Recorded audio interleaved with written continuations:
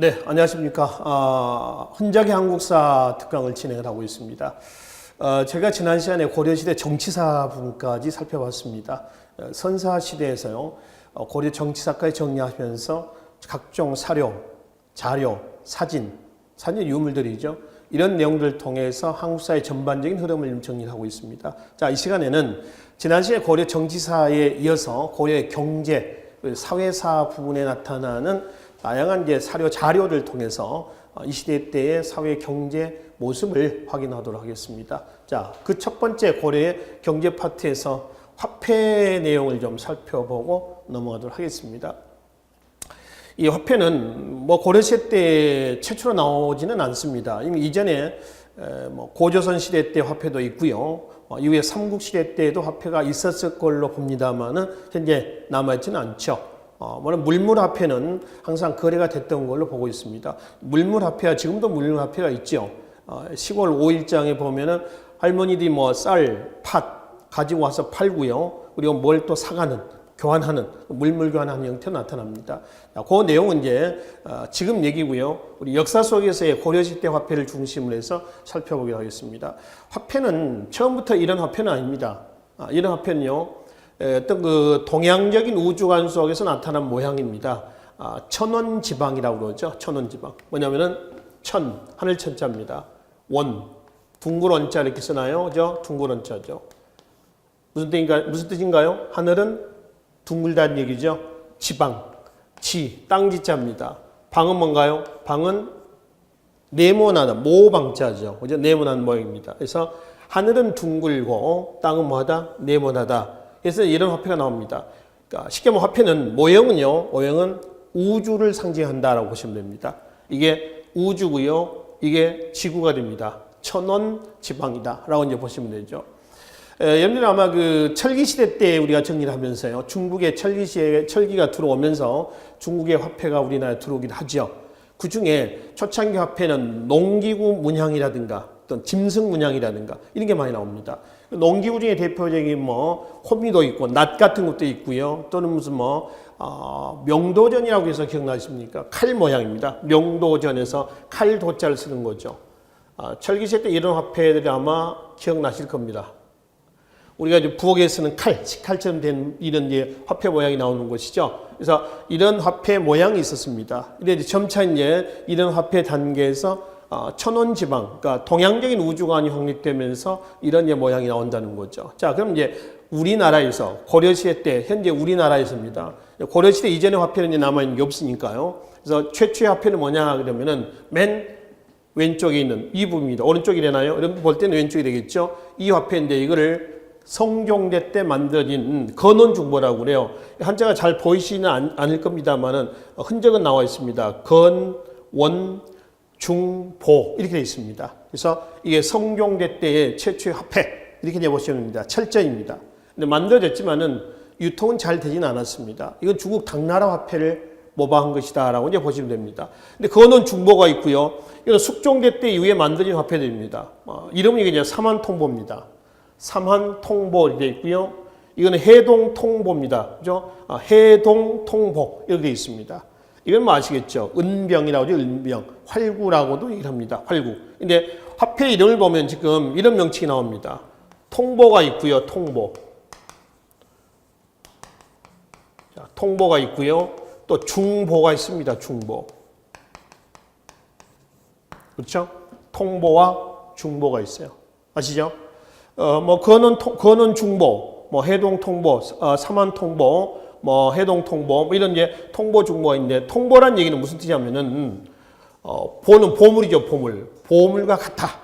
이런 뜻입니다. 그러니까 보물과 통한다는 얘기죠. 이꼴 보물이다. 라는 그런 의미고요. 중보는 뭐냐. 중보는 통보가 만들어지지 않습니까? 만들어지고 나서 그 다음에 중보가 만들어집니다. 그러니까 중보가 나온 다음에 통보가 나온 게 아니라요. 원래 최초 화폐는 통보입니다.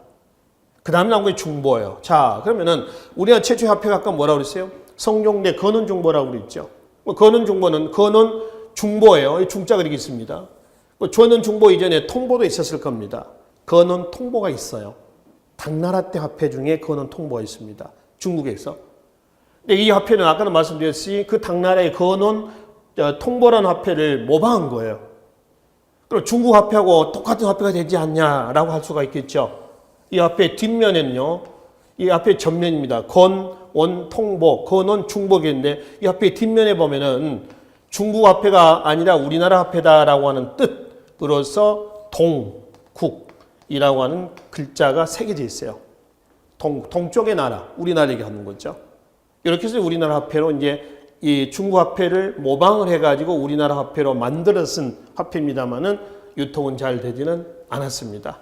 자, 그래서 이제 통보와 중보는 그렇게 해서 명명한다라고 보시면 됩니다. 그러면은 사만통보죠. 이거 해동통보라고 했습니다. 그러면 이것도 뭐가 있겠어요? 중보가 있습니다. 그렇죠? 그러니까 사만통보, 사만중보가 있고요. 해동통보, 해동중보가 있습니다. 또 동국통보도 있고요. 동국중보도 있습니다. 고려시대 때 대표적인 화폐와 관련된 왕이 누구냐면 숙종입니다.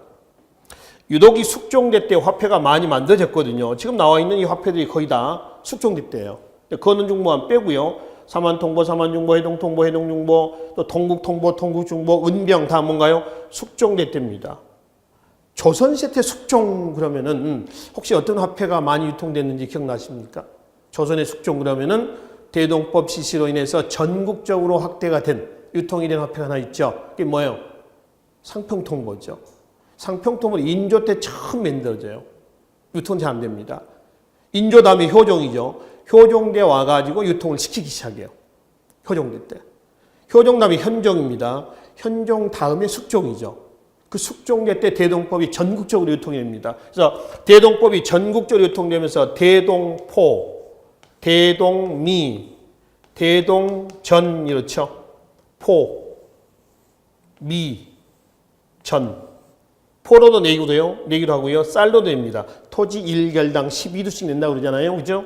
대동전. 화폐로도 낸다라고 하는 겁니다. 공납 대신 이게 내는 거죠.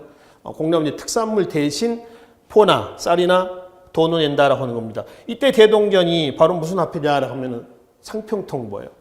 그래서 그때가 숙종입니다. 그러니까 숙종 그러면은 화폐 있죠. 화폐 유통과 관련된 왕 이런 정도로 보시면 됩니다. 고려나 조선이나 이렇게 일하시면 돼요. 아시겠죠? 그리고 고려 숙종대 때로 이제 돌아갑니다. 고려시대 화폐에 대한 얘기입니다. 고려 숙종대 때를 전후해가지고 고려시대 때 대표적인 주전론자가 있습니다. 그러니까 화폐를 만들어 쓰자, 유통시키자라고 했던 대표적인 인물이 누구냐면은 윤관. 고려 정치사에서 12세기 때 별무반 때 말씀드렸던 그 윤관입니다. 파평윤씨의 윤관이에요. 동북 구성을 축조하고 여진을 내몰고요. 그렇죠? 그 윤관입니다. 또 하나 문종의 아들이죠. 아들 왕자 있었습니다. 누구죠? 의천입니다. 그렇죠? 이 대각사 의천도 대표적인 주전론자입니다. 그렇죠? 주전론자요. 그래서 윤광과 의천, 숙종은 다 화폐 유통, 화폐 경제와 관련된 왕이다라고 이제 보시면 되고요. 그래서 사만통보, 사만중보, 해동통보, 해동중보, 그다음에 여기 이제 제시를 하지 않았습니다만 동국통보나 동국중보도 있습니다. 자, 이건 이제 뭐예요? 은병이라고 했습니다. 왜 은병이냐면은 명칭이 은 한 근으로 금 운동할 때 은입니다. 은이에요, 은. 은으로 만든 병 모양인데 이걸 우리나라 지형 모양을 번졌다고 해요. 한반도 지형 모양을. 그러니까 한반도 지형을 그리면 이렇게 되지 않습니까? 이렇게. 그렇죠? 이런 형태입니다. 우리나라 지형을 번따서 만들었다라고 하고요. 이거를 다른 말로 뭐냐면은 활구라고 합니다. 활구. 활구. 구자는 이 구자입니다. 활은 광활하다, 넓다라는 뜻이에요. 왜냐면 일반 병보다 여기는 어디예요? 입구죠. 입구입니다. 입구가 좀 넓었다 그래서 활구라고 합니다. 그러니까 은병이라고 하는 건 은 한 근이에요. 은 한 근. 은 한 근이면 제법 무겁습니다. 그렇죠? 은 한 근 정도면은 뭐 실제 들어봐야 우리가 이제 느낌을 알겠습니다. 하여튼 가볍지는 않아요. 그리고 은 한 근은 고려시대 어느 정도의 가치냐라고 하는 거죠. 은 한 근의 가치는요. 고려시대 노비를 잠깐 볼까요? 노비는 매매가 가능합니다. 그렇죠? 남자 노자 남자 노비죠. 비는 여자 노비를 합니다. 남자 노비와 여자 노비를 매매할 때요. 포 있죠. 포 한 명을 매매할 때 포 100필 정도 됩니다. 이거 남자 노비를 얘기합니다. 남자 노비 값이래요. 여자 노비는 포 한 120필 정도로 환상합니다. 실제 거래 기록들이 남아 있어요. 물론 포백필 정도라고 한다면은 아주 상품, 그러니까 좀 그렇습니다. 요즘 예로 그렇습니다만 힘이 좀 센, 제법 쓸만한 노비도 있죠.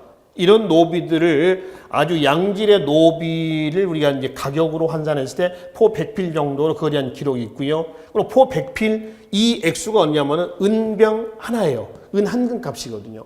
그러니까 이거 하나 주고 노비 하나 사올 수가 있다라고 하는 겁니다. 그 다음에 말 있죠, 말. 아주 상등말, 그러니까 아주 품질이 좋은, 아주 잘 띄고 말이죠. 건강한 말입니다. 말 한 필, 말 한 마리입니다. 말 한 마리 값이 은병 하나입니다. 은병 하나예요.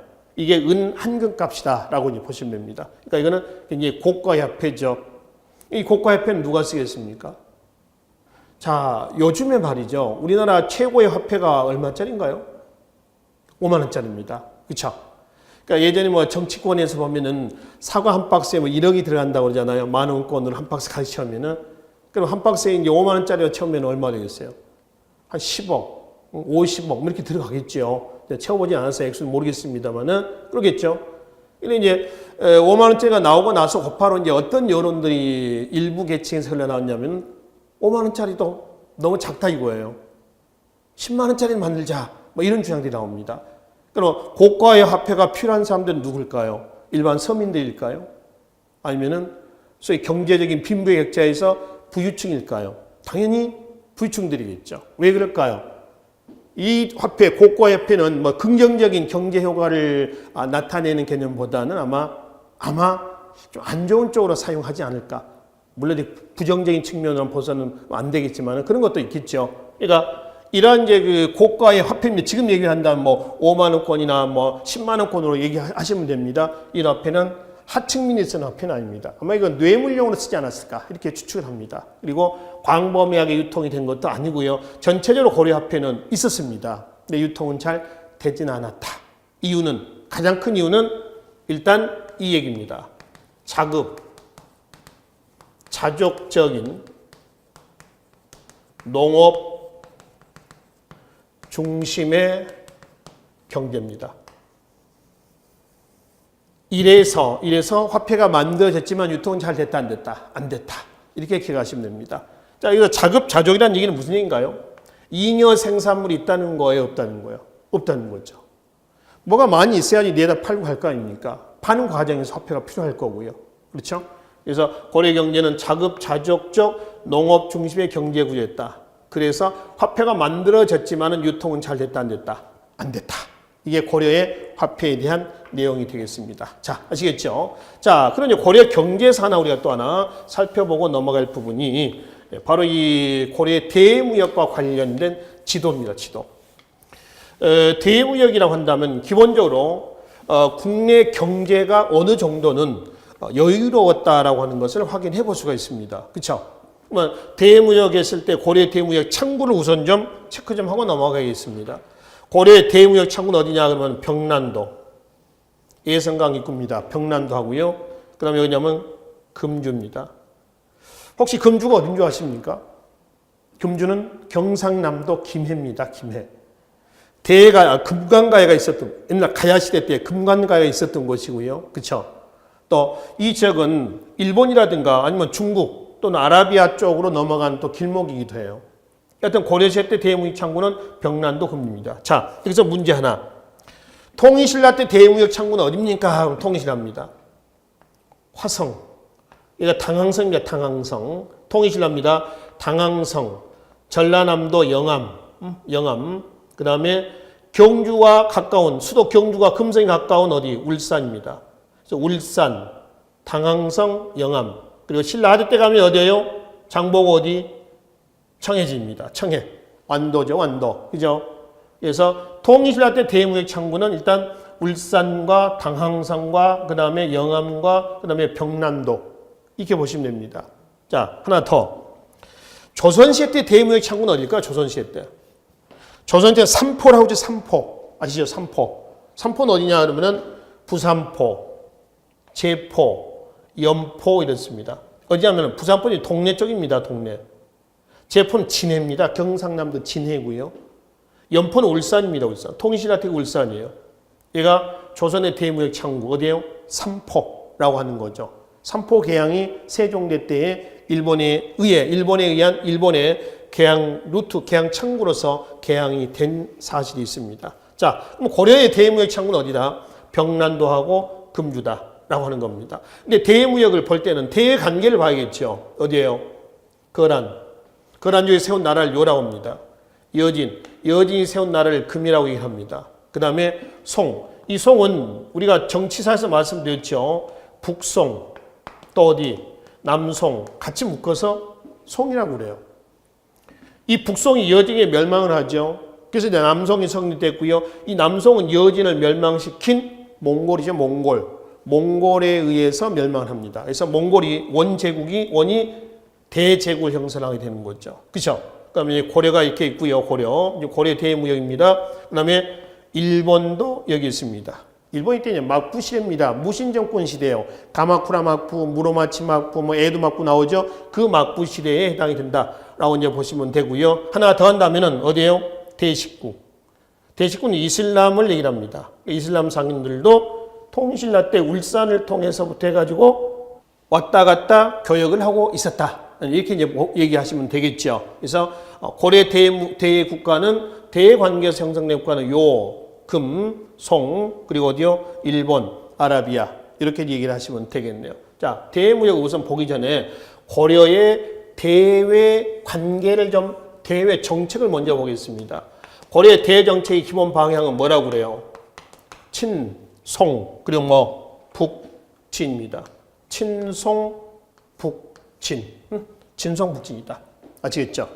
이 친송, 북진 정책에 의해서 진행이 됐고요. 친송은 송입니다. 송과의 친선 관계는 정치적인 의미도 있다고 그랬습니다. 근데 정치인 것보다는요, 사실은 경제적이고요. 그럼 뭔가요? 문화적인 이런 측면이 더 강하다. 그죠? 경제 문화적인 측면이 강하다. 이렇게 얘기해 볼 수가 있죠. 그러니까 송과는 그런 관계입니다. 근데 송은 거꾸로 고려에 대해서는 어떤 목적이냐면 정치, 군사적인 목적이 더 강해요. 정치, 군사의 목적이 더 강하다. 아시겠죠? 그러면 송과 고려의 대관계니까요. 대외 무역이니까요. 고려는 송에 대해서 수출품, 수입품입니다. 수출품은 나전칠기, 화문석, 강화도 쪽에 화문석이 많죠. 종이, 인삼, 먹, 고려의 특산물들입니다. 들어온 것은요. 비단, 그 다음에 문방구, 지배층 문화죠. 약재, 도자기, 그 다음에 뭐죠? 서적, 책입니다. 책, 유교 서적들이죠. 이런 것이 들어옵니다. 근데 비단, 문방구, 약재, 자기 서적 등은 사실 뭐 고려시대 때 중국에서 들어온 건 아니고요. 고려시대만 들어온 건 아니고요. 삼국시대 때부터 조선시대 때까지 공통된 수입품이 뭐냐 그러면 다 이거예요. 다 같습니다. 다 같아요. 그리고 이제 고려의 특산품들 중심으로 해서 수출했는데요. 나전층이나 화문석이나 종이나 인삼과 먹이 중국에 수출됐었던 품목들이 되겠습니다. 한편 거란하고 여진이 있죠. 이 거란은 여진에게 멸망했다는 사실은 아시죠? 이 거란은 여진에게 1120 몇 년, 27년에 멸망합니다. 5년에 멸망을 하죠. 그죠? 근데 이 금이 북송을 치고, 그 다음에 남송이 성립되고 이렇게 합니다. 자, 하여튼 이제 거란과 여진은 유목민족입니다. 따라서 유목민족들이 필요한 식량이 줍니다. 곡식, 문방구, 비단, 농기구, 곡식, 직물에서 주로 식량 위주로 나갑니다. 그리고 들어온 것은 얘네 유목민족이라고 했죠. 유목문화와 관련된 것들입니다. 금은을 포함해가지고 양, 가축입니다. 말, 모피 이런 것들이 이제 들어온다는 거죠. 말, 여진, 활, 모피, 금은 이런 것들이 이제 들어오게 되는 것이죠. 그리고 이제 일본과 관계를 한번 봅시다. 주로 이제 일본은 금주를 통해서 이제 교육을 하고 있었거든요. 그래서 일본에서 나갔던 것은요, 곡식, 인삼, 서적 등이 나가고요. 들어온 것은 뭐예요? 들어온 것은 수은이라든가 황은 이제 유황 같은 겁니다. 유황. 수은이라고 하는 것은 화공약품이에요. 그죠? 수는 어디다 썼을까요? 이때. 화장품에 씁니다. 지배층의 사치품이에요. 지금 우리가 쓰고 있는 화장품에도 약간의 수은 성분이 들어갑니다.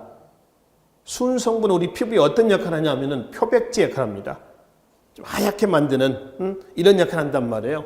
그래서 이 수는 지배층 문화예요. 화장품에 들어가는 그런 문화가 되겠습니다. 이것이 이제 일본에서 들어오고 있었고요. 그 다음에 이슬람이 대식국입니다. 아라비아 상인이라고 얘기합니다. 통일신라 때는 울산을 통해서 교육을 해왔고요.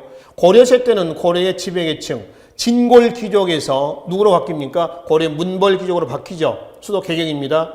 그래서 문벌 귀족의 사치품들을 얘네들이 주로 갖다 공부를 합니다. 뭐예요? 수은, 향료, 향신료죠. 산호 이런 것들 전부 지배층 문화 아닙니까? 이런 것들이 어디를 통해서 병난도를 통해서 개경의 문벌 귀족들에게 공급을 하고 있었다라고 이제 보시면 되겠습니다. 자, 그래서 이제 고려의 대무역은 대관계와 관련해서 거란 10세기입니다. 11, 2세기죠. 12세기 이어진 그 다음에 이제 송 내내 진행이 되죠. 일본, 아라비아 상인과 함께 이렇게 해서 대외 교역이 행해지고 있었다라고 이제 보시면 되겠습니다. 자, 그래서 대무역 여기까지 정리하긴 하고요. 그럼 이제 고려시대 때 사회사에서 하나 더 정리할 것이 매향비입니다. 매향비.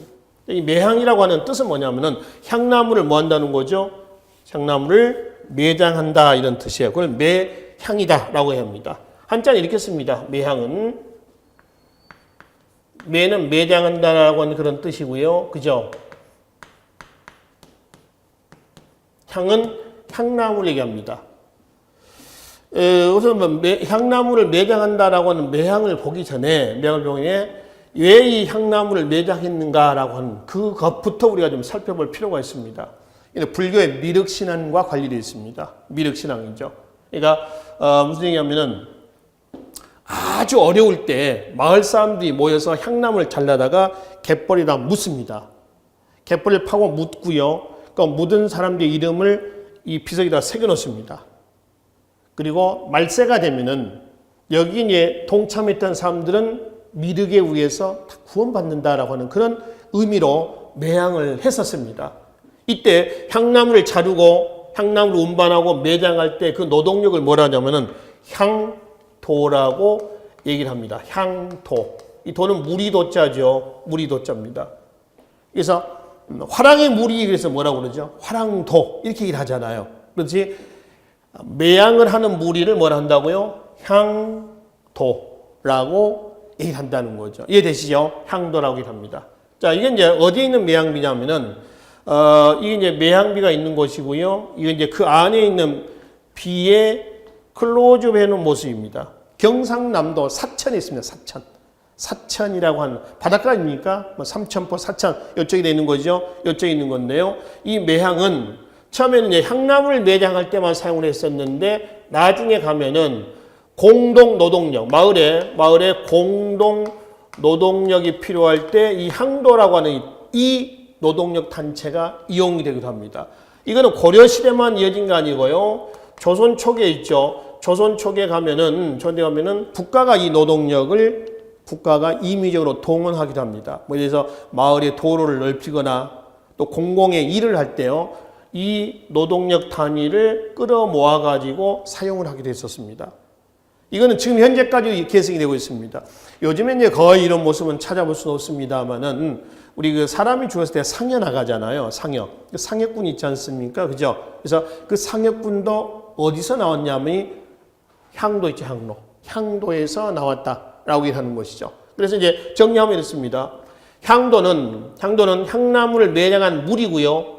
그 매향이라고 하는 것은 향나무를 매장하는 겁니다. 그리고 그 무리를 뭐란다? 향도라 한다. 그래서 여기서 얘기하는 매향은 향나무를 매장한다라는 그런 의미로 이해를 하시면 되겠습니다. 고려시대 때 미륵신앙에서부터 나와가지고 조선, 그리고 지금 현재 상여꾼으로 해서 계속 이어지고 있다. 이렇게 이제 보시면 되겠습니다. 이게 고려의 사회 구조에서 확인해 볼 수 있는 향도와 관련된 매향의 내용이 되겠습니다. 자, 그럼 이제 고려시대 때 사회사에서 마지막 하나는 뭐냐면은 주자가래입니다. 자, 이거 주자가래거든요. 주자는 누군지 아시죠? 누구죠? 주희죠, 주희. 주희는 중국 남송대 때 성리학을 집대성했던 그 주희예요. 그렇죠? 주희입니다. 그래서 주자가 집가자입니다. 집에서 해야 할 의례 행사에 대해서 써놓은 책이에요, 책. 쉽게 하면은 뭐 아버지가 돌아가실 때는 상복을 몇 년 입어야 하고 어머니가 돌아가실 때는 또 상복을 몇 년 입어야 하고, 그렇지? 뭐 이런 것들입니다. 또 절을 몇 번 해야 되고, 무슨 또는 제사상을 어떻게 차려야 되고 이런 것들에 대한 어떤 가래에 관련된 내용을 집약해 놓은 책입니다. 이걸 주자가래라고 그러죠. 이 주자가래가 우리나라에 언제 때 이 책이 들어왔냐는 얘기예요. 고려 말에 들어옵니다. 성리학이 중국에서 들어오죠. 성리학의 고향은 어디예요? 성리학의 원래 고향은 중국 송입니다. 송. 남송이죠. 남송대 주기라고 그랬습니다. 근데 남송대 때 성리학은 뭐를 강조했느냐라고 하면은 바로 명분입니다. 명분 아시죠? 그 이름에 따라서 해야 할 직분이 있다. 해야 할 어떤 의무가 있다는 겁니다. 해야 할 일이 따로 정해 있다는 거죠. 쉽게 하면은 양반은 양반대로, 노비는 노비대로 해야 할 일이 있다는 거거든요. 그 명분을 중시래요. 근데 송 다음에 어디가 나오죠? 원이 나오죠. 원은 몽골이죠, 몽골. 남송, 송은 한족입니다. 중국의 정통 민족이거든요. 그래서 원.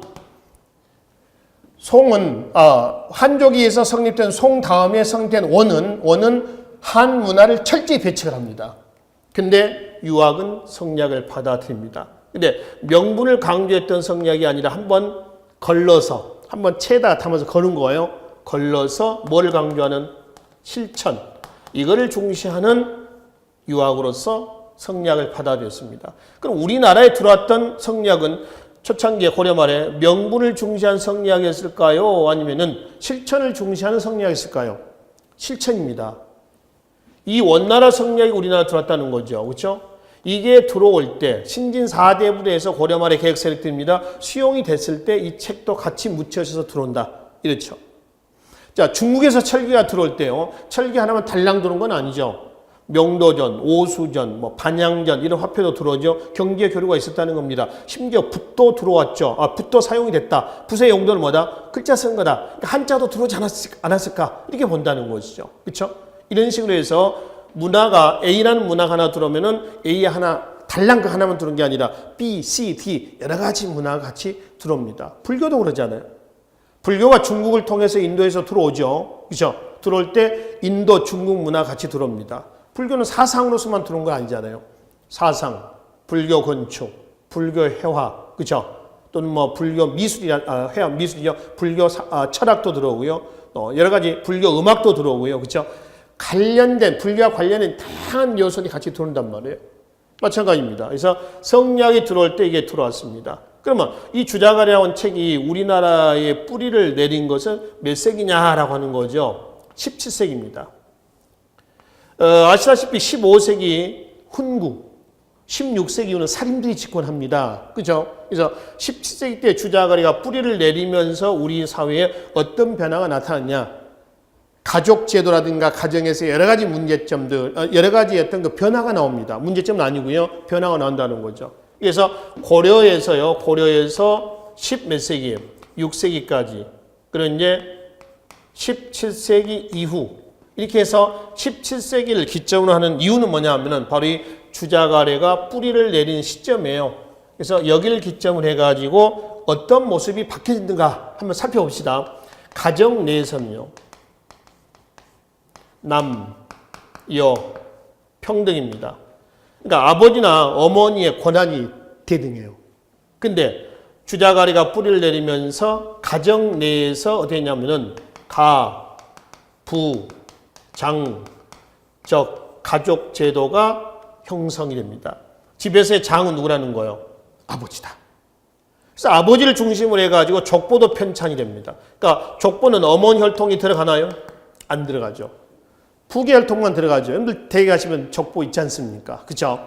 그래서 족보가 편찬이 되고 또 아버지 성씨를 중심으로 해가지고 같은 혈족들이 모여 사는 거죠.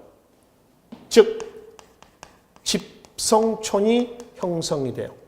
그죠? 같은 성씨들이 모여 사는 곳입니다. 요즘도 시골에 가면 이런 마을들이 있어요. 간혹 있습니다. 예를 들어서 유네스코 세계문화유산에 등재되어 있었던 안동 하회마을 같은 경우도 거기도 풍산유씨인가요? 그 유씨 집성촌이기도 합니다. 또 어느 마을에 가면 무슨 성씨 집성촌이고요. 그러니까 그 마을에 가면 아저씨, 당숙 서로 다 친인척들이 모여 사는 거죠. 그릇이 되는 거죠. 그래서 집성촌 형성이 되고 족보가 만들어지고 이래 된 얘기죠.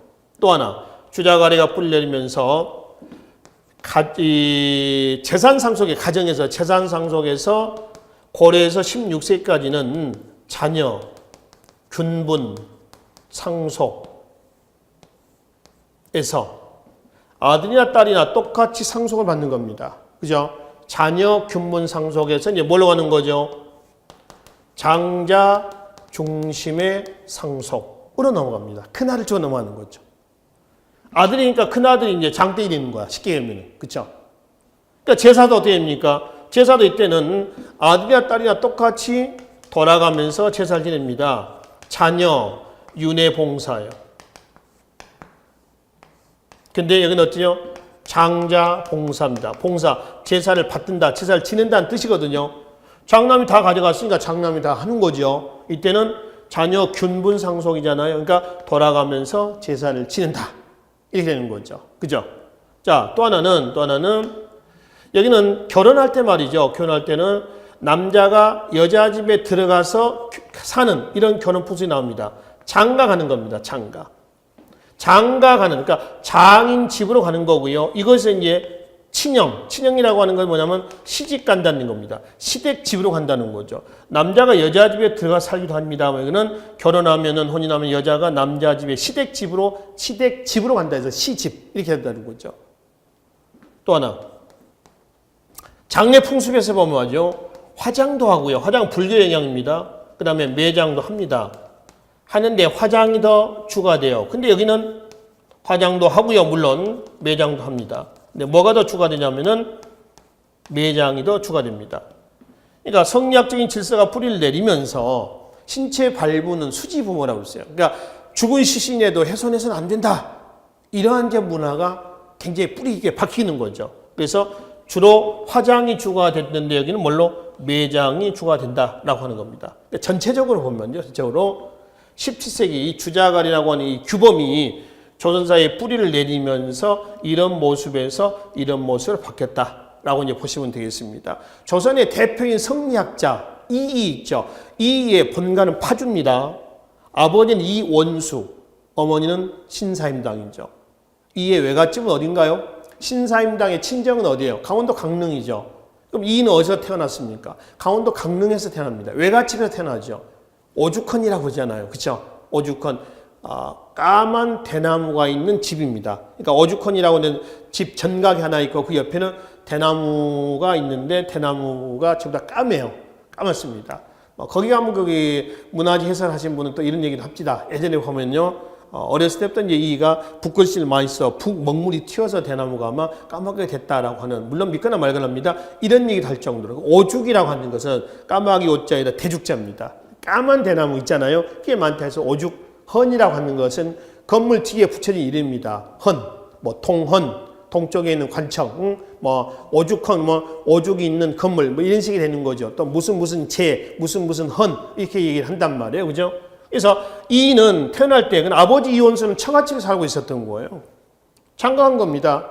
그때는 그런 문화예요. 관계없습니다. 근데 17세기를 기점으로 해서 보면 그게 이렇게 바뀌었다라고 이제 이해를 해보시면 되겠습니다. 그래서 고려시대 때 우리 교과서에 나와 있는 염려 공무원 시험을 준비하시면서 살펴봐야 할 사진, 유물들을 사진 자료를 통해 가지고 고려 경제, 사회 문화사까지 살펴봤습니다. 여기까지 마무리하고요. 다음 시간에는 고려 문화 있죠? 고려 문화라면 이제 여러 가지 유물들, 유적지들 이제 살펴볼 시간이 되겠습니다만은 좀 내용이 좀 많습니다. 고려 문화사 내용을 점검을 좀 해서 이때 내용들을 확인하도록 하겠습니다. 수고하셨습니다.